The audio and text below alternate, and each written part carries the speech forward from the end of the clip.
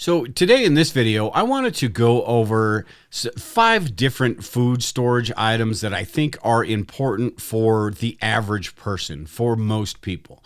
As you research this food storage stuff, you're going to find a number of different articles that talk about the beans and the rice and the really long-term stuff, right?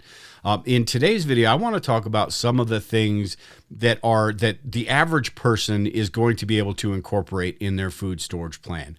The average person that doesn't have a whole lot of storage space or doesn't have the means to store a lot of these different items that you're going to see on some of these lists. Now, I will go over a few of these that you'll see on these lists all the time, and then I'm going to go over some of the things how I sort of set up my preparedness plan, my food storage plan, and how I think the average person, depending on your limitations, should set up their food storage plan, because everyone is different. Everyone has different finances. Everyone has different health needs, different family size. So it's going to be different for everyone. So there isn't just a one certain way of doing this stuff. So I wanted to go through my thoughts on the 5 different areas of food storage, or the 5 different food storage items that I think are important to incorporate in your preparedness plan. So let's go ahead and get into that video now.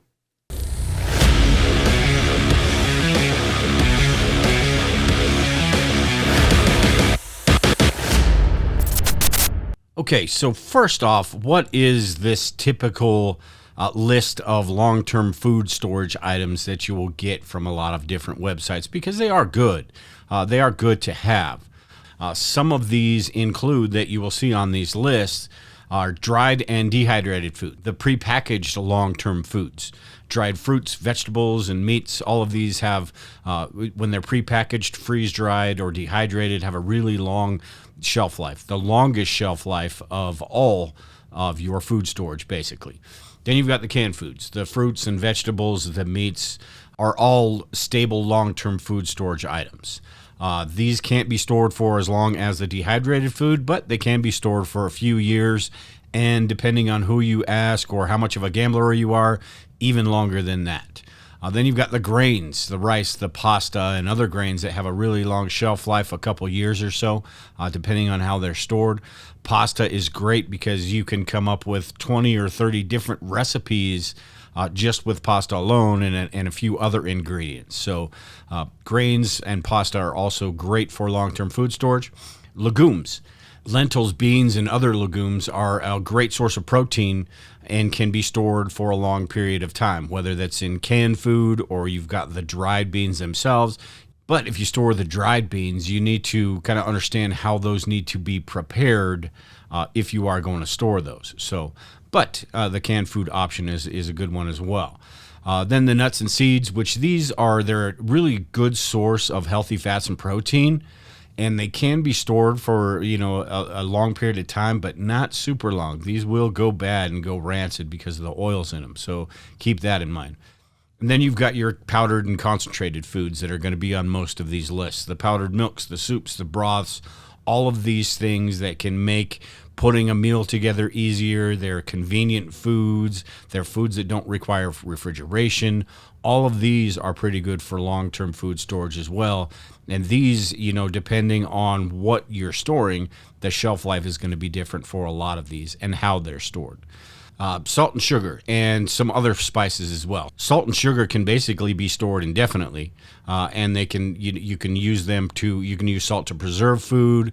Sugar is going to add that little extra something to some of the meals that may taste bland in some sort of disaster emergency situation. So salt and sugar, the spices, all of these things are really important to have in your long-term food storage. So, like I said, those foods are great. They are important, and if that fits your preparedness plan, then those should be incorporated in your food storage, your long-term food storage plan. Those are the types of food that are going to last the longest. But the average person is going to have a different food storage plan than that. The average person is not stocking up for 15, 20 years.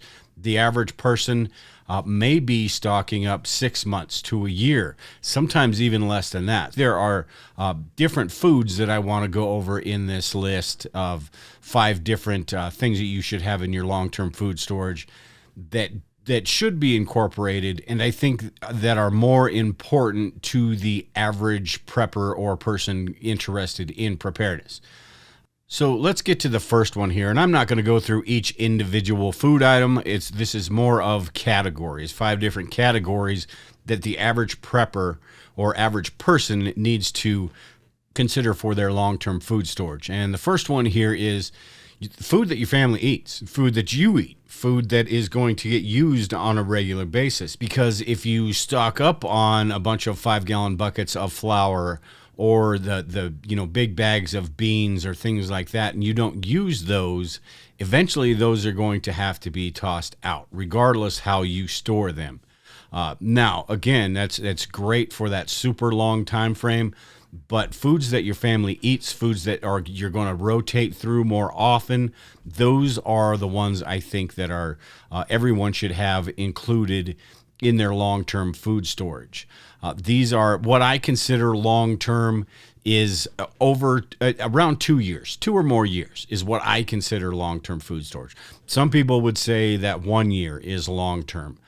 Some people would say that 5, 10, 15, 20, 25 years is long-term food storage.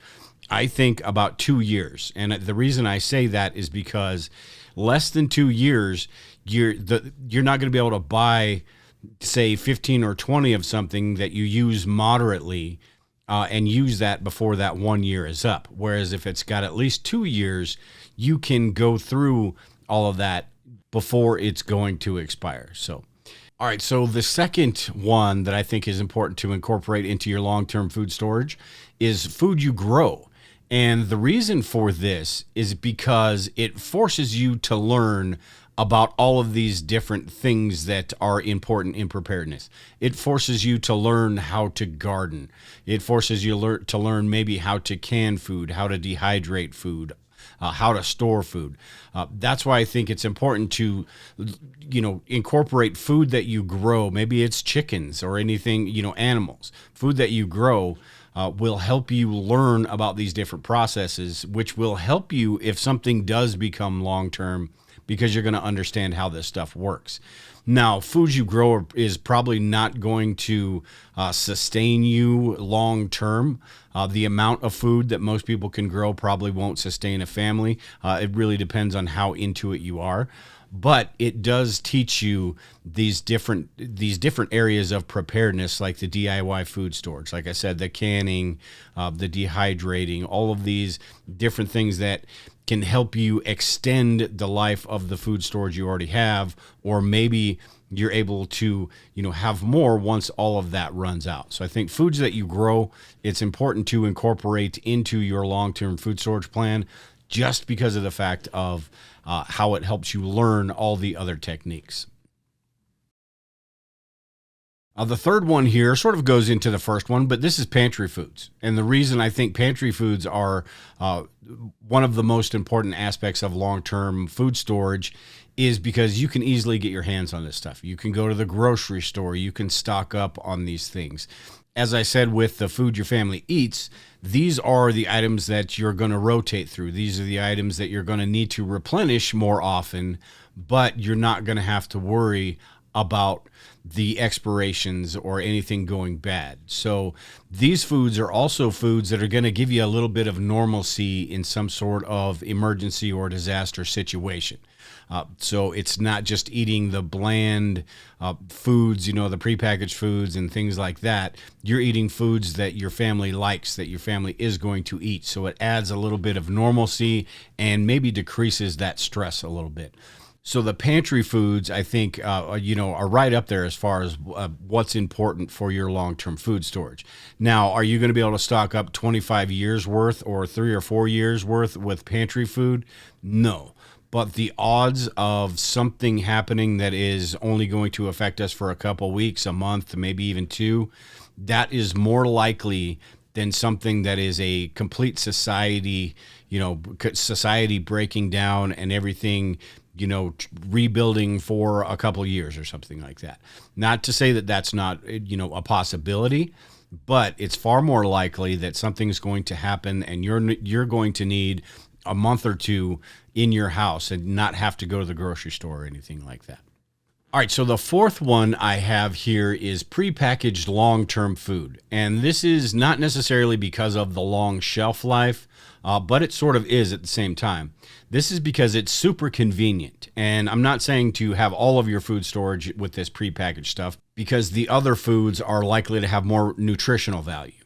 But prepackaged foods, like the Mountain Houses, the Augustin Farms, the Legacy Foods, all of these are great because you can store them easily, you can organize them easily, you don't have to worry about expiration dates all that much.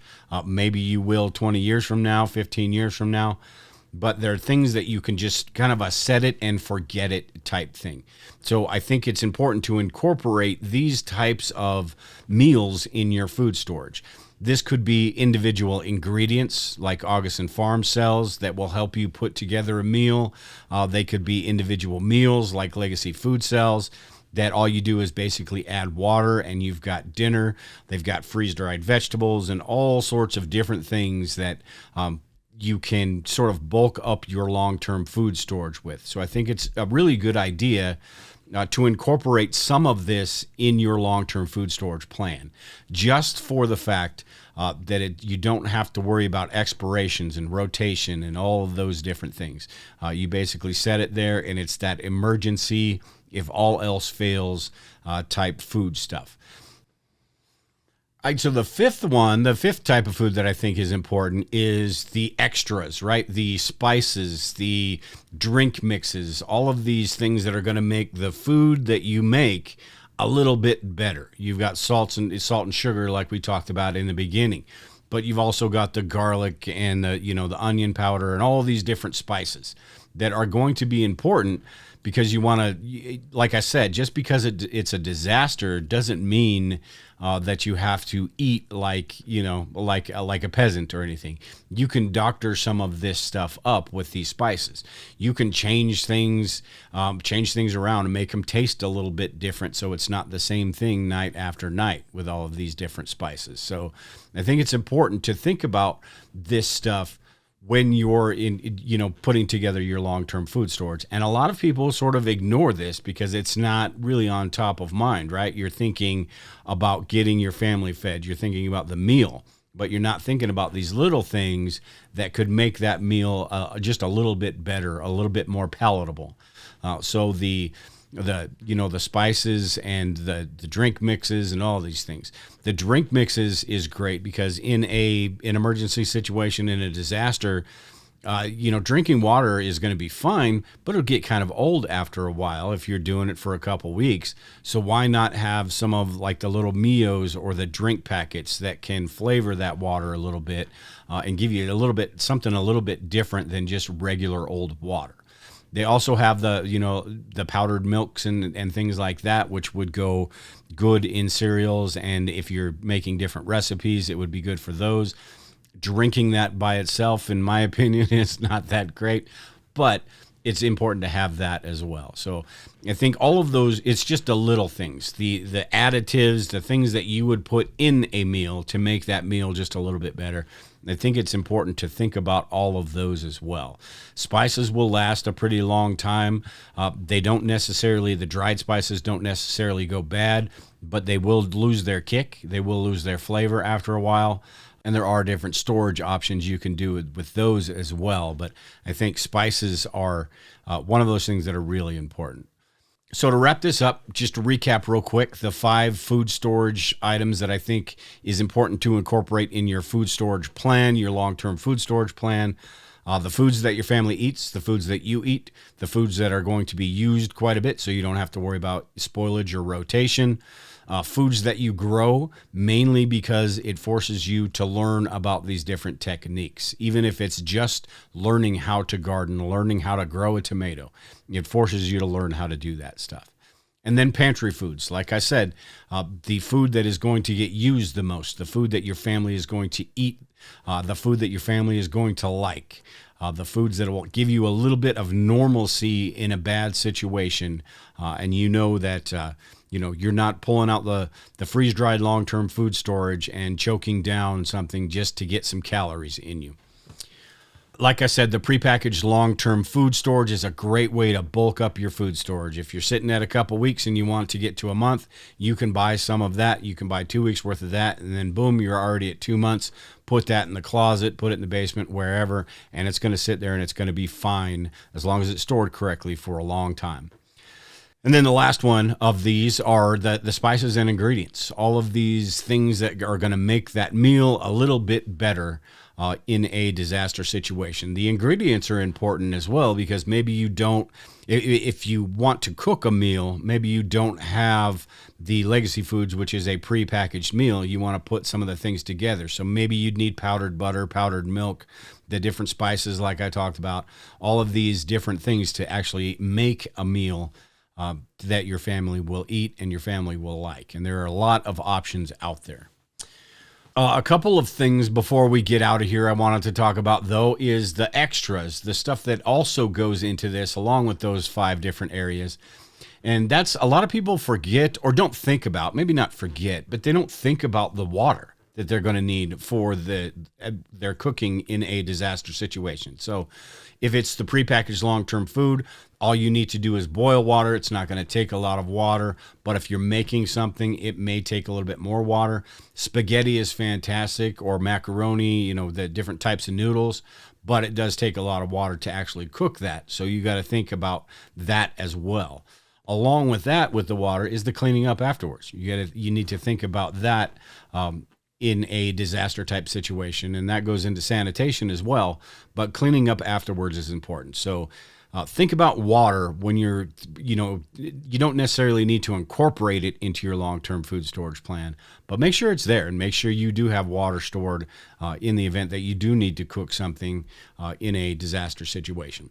And then one other thing is the utensils, right? The pots and pans, the paper, the plates, all of those things. If you don't want to have to clean, fill up the sink with water in a disaster situation, maybe you're getting paper plates, maybe you're getting the plastic forks, all of those different things. Those are important. The manual can openers, being able to open cans, all of those little things that the little details that sometimes get overlooked, and we don't really think about them until that pops up in some sort of disaster situation. So try to go through, brainstorm a little bit, and think about all the different things that you would have to do. Maybe a coffee pot that is not an electric coffee pot, a percolator, something like that. All of those things that you're going to need, those manual appliances and those utensils and the things you might need in an emergency or disaster situation. And then to close this out, I just wanted to mention one thing about when you're shopping for this food. Think about calories rather than serving size. I know a lot of these companies, especially in the grocery store, but a lot of long-term food storage companies as well, will brag about how many servings something is. And that doesn't necessarily mean anything, because they can say that their serving size is 3/4 of a cup.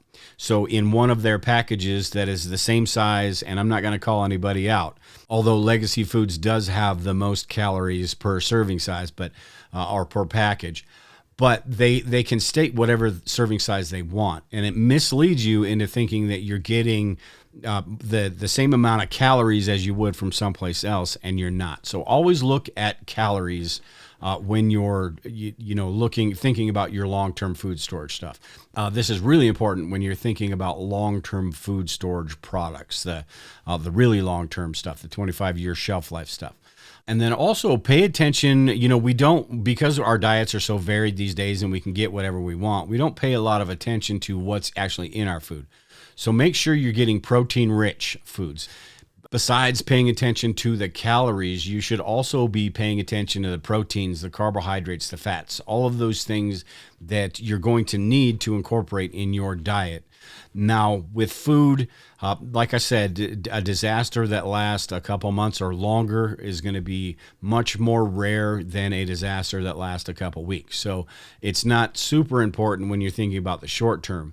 But if you are eating these foods for a long period of time, eating a can of SpaghettiOs a night for 4 or 5 weeks, probably going to lead to some health problems and some issues down the line. So just make sure and pay attention to those things as well, and make sure you've got that enough of a balance in your long-term food storage. Now, if you do this like I just talked about, and you do your pantry foods, and you do the foods your family eats, and you do the foods you grow, that will automatically sort of take care of that because of all the different things that are in all of these different foods. And that's the way you eat these days anyway. So you know your body is used to that. So that's why I think it's that stuff is important. At any rate, that's it for this video. Like I said, these lists that you will see online of the longest shelf-stable foods, or the foods with the longest expiration dates, or the foods that you should be stockpiling, they're great lists, but they are not for everyone. And I think, like I said in this video, the average person is going to, their food storage is going to be set up a little bit differently than that. That works for some people, and, that's fantastic. But for a lot of people that don't have the space, that don't have the time, that is not going to be something that they're going to be able to incorporate on a large scale into their food storage plan. Now, I do suggest doing as much of that stuff as you can, and having a well-rounded food storage plan. But the foods that you store in your kitchen, the foods that you eat on a daily basis, those are going to be the ones that are going to get you through a majority of the disaster scenarios that are possible, or even just emergency situations. Those are the foods that you're going to want to make up a bulk of your food storage plan. So with that, if you have any comments or anything, any questions, you can email me at dale@survivalistprepper.net. I'll get those answered for you. Like I said, over at the SHTF shop, we do sell the long-term food storage products. If you are interested in something like that, you're not sure, how much you need to get, or the calories and all of those different things, send me an email and I can answer those questions. I'll get you the best deal possible on these food storage products. But with that, take care, everyone, and we will talk to you all later.